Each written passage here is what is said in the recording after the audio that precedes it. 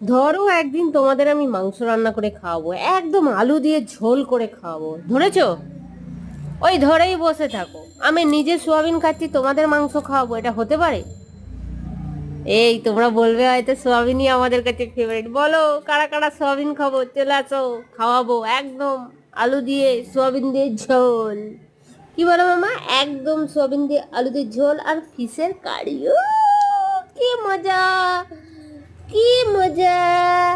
আজকে আমরা খাবো সোয়াবিন আলু দিয়ে, চিকেন খাবো না।